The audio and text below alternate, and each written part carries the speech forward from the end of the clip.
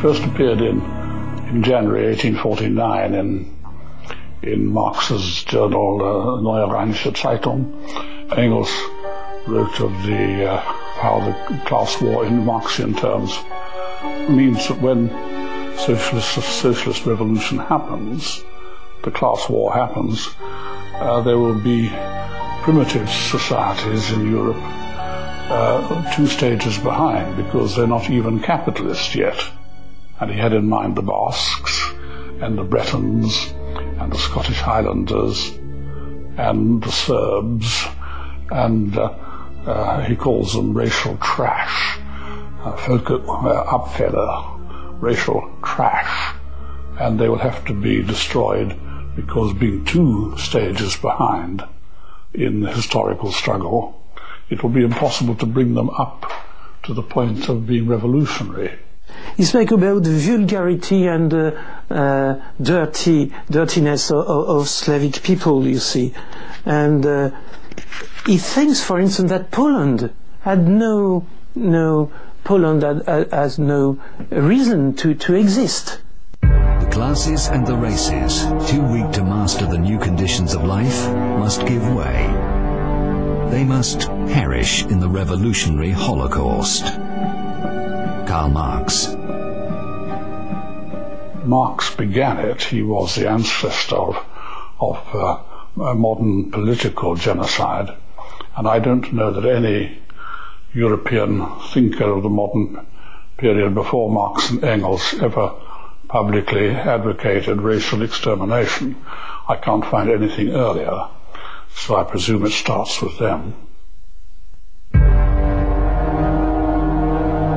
The teachings of Marx and Engels were carefully studied by Lenin, the man who established the first Marxist country on earth. 1 year after Lenin's death in 1924, the New York Times published a small article, which at the time went almost unnoticed. It was about some newly established party in Germany.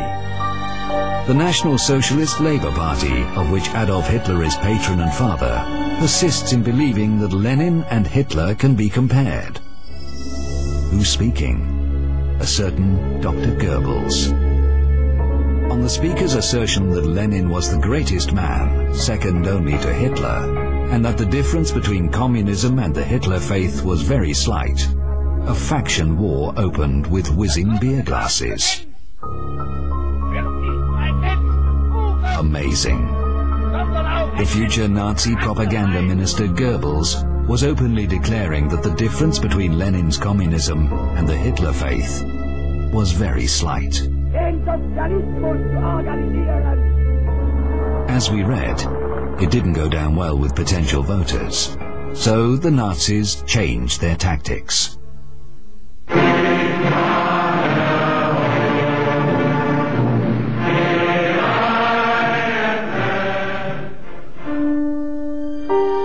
Their early campaign posters quietly disappeared. They never again publicly stressed their resemblance to communists. In the inner circle, however, the Nazis and Hitler were more outspoken. Hitler often said that he had learnt a great deal from Marxism, from reading Marx, I mean. The whole of National Socialism is based upon it, he said, meaning doctrinally based.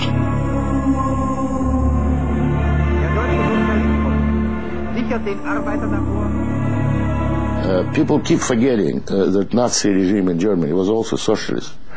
It was, they officially were called National Socialist Workers' Party. So it's a branch of socialism. The Soviets were international socialists, and those were in Germany national socialists. So it's the same thing in reality, only slightly different interpretation.